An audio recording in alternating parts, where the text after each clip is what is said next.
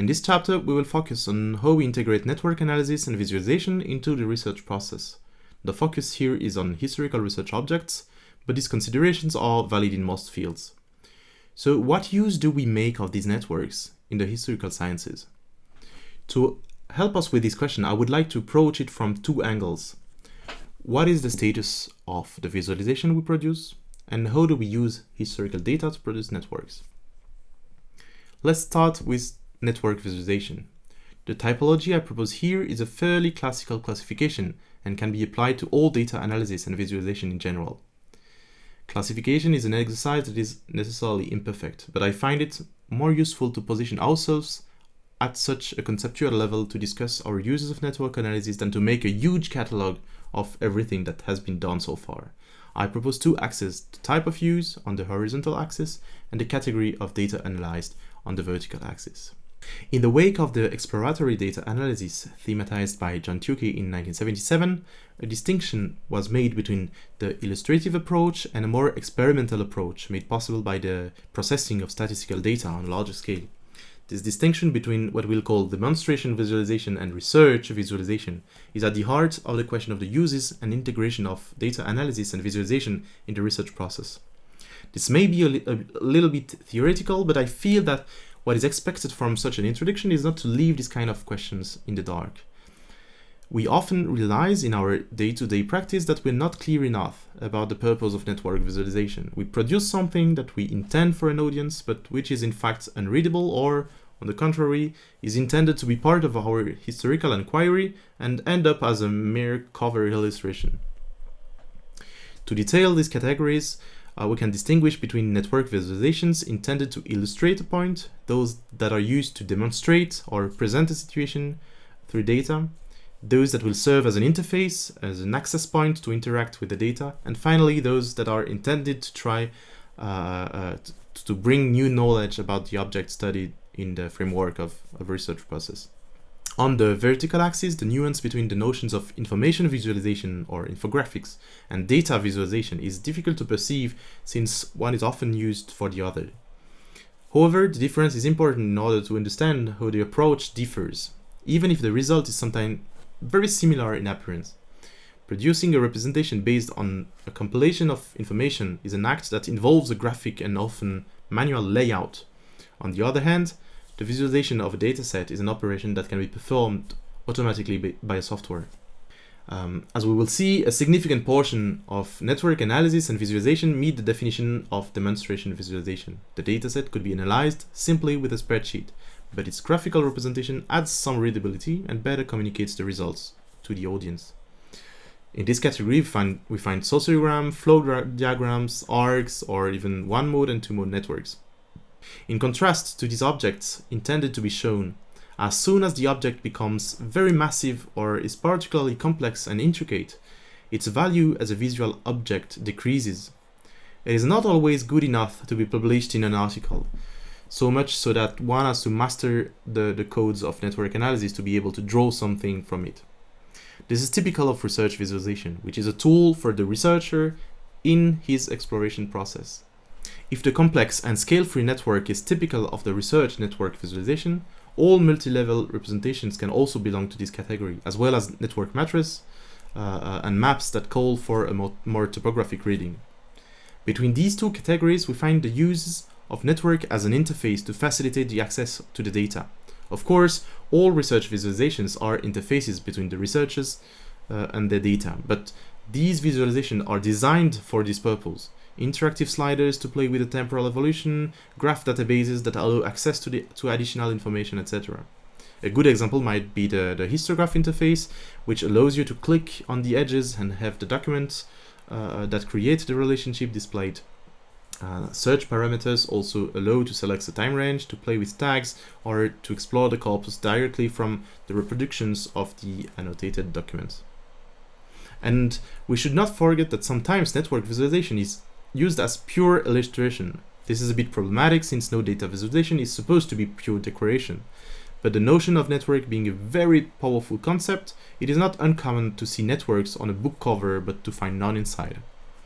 I can't resist sharing this meme about our temptation to make use of the graphic representation we produce, even if they are not useful. In this case, it's a very meta meme about the outputs of the Gephi software, known for producing colorful and attractive visualizations, since it's one of the creators of Gephi himself who publishes it, aware of the risks that such a tool can bring. I also find it important not to relegate information visualization to the background.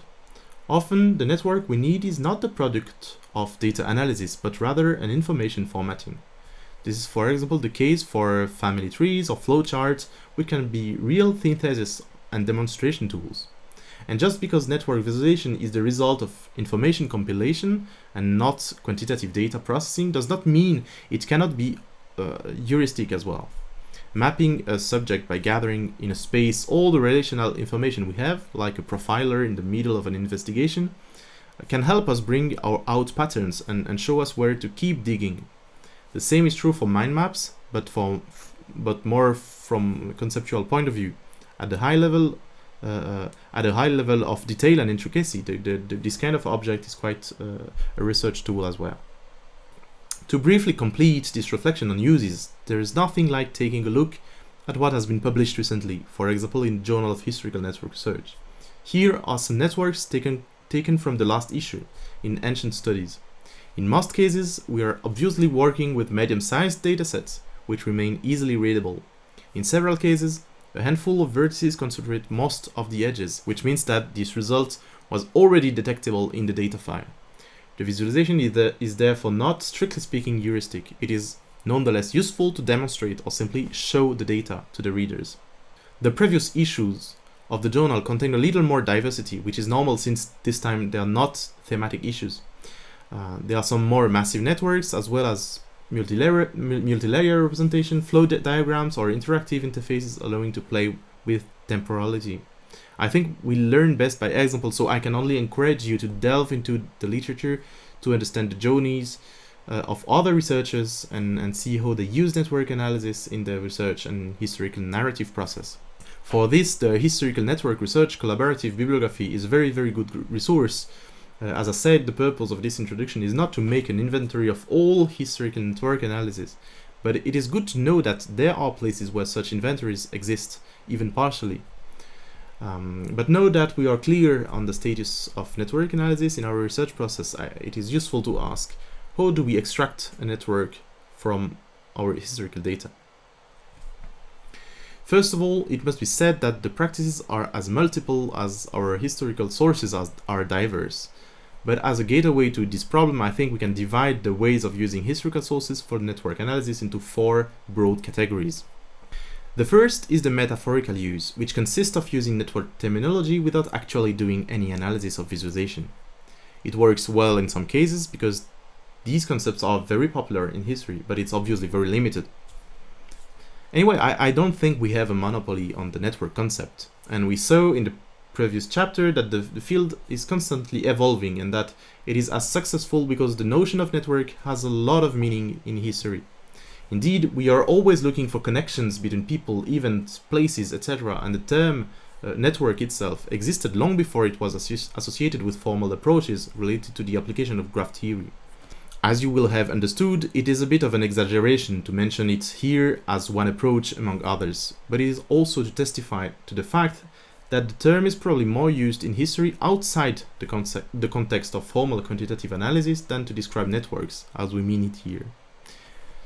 The second is the creation of reconstituted networks, a bit like when you take a large blank page to write down everything you have found on a certain subject, draw links between this information, etc.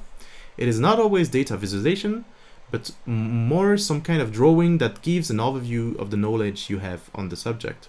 Although there may be data sets behind this kind of analysis, the data heterogeneity and multiple types of relationships usually prevent formal analysis and the use of graph theory metrics.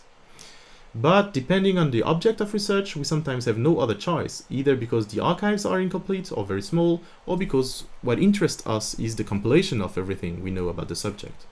A very good example which shows very well the power of synthesis of this kind of networks is the analysis of the relations between families of the Florentine elite of the 15th century. This visualization here shows only some of the 9 types of relationships that the families or individuals composing them could have: marriage, economic, political, financial relationships, friendships, and alliance, etc. In this case, the aggregation at the family level, very varied sources, and a very uneven level of information depending on whether the family has well-preserved archives or not, makes a quantified structural analysis complicated. But this does not prevent an effective discussion on the social, economic, and political mechanisms at work in Medici's Florence. The third category concerns networks produced from the content of archival documents. In general, a well-defined and homogeneous corpus, often presented as a list or transformed into a list. This type of extraction often produces bipartite graph. Indeed, when a list is extracted from a source, the elements are easily affiliated to the entity in which they were found. This can be a list of people mentioned in the text, which will create a text-to-person link, or it could be quantities of goods affiliated with a trip between 2 cities, or simply people affiliated with institutions or groups, etc. In this example, each vertex is a philanthropic society. They are linked together if they have members in common. It is a one-mode network resulting from the projection of a two-mode network of people and organizations. In other words, we evacuate the individuals to represent them by relation between 2 organizations. If you've never done what's called a projection, it might seem a bit cryptic, but 2/3 of historical network publications use this modeling, consciously or not. The fourth and final type of network no longer relates to the content of documents, but to their metadata. The circulation of a letter, its authors and recipients, an analysis of the proximity of language, etc. This is especially appropriate when working with large datasets, when it makes sense to focus on information flows more than on the content of each document. But size is not necessarily important. What matters is the type of information we get from the historical sources. To take an example, it is like studying the route of Milgram's letters across the United States rather than the content of the papers written by Moreno's school children. The cartographies related to the project studying the Republic of Letters of the 17th and 18th centuries are excellent examples of these metadata networks. It can probably even be said that they are at the origin of a revival of historical network analysis about 10 years ago. They influence many current projects by their aesthetics and their very global approach. A quick word on these cartographic representations. It is interesting to note that they suffer from the same problem as Moreno's sociograms. Because the vertices are assigned a position in space which is not the one they would occupy if they were left free, they strongly influence the interpretation. This is an assumed goal here. We want the reader to understand the geographical dimension, but it implies that a letter written between scholars in Paris and London will be much less visible than if it travels between Rome and Moscow.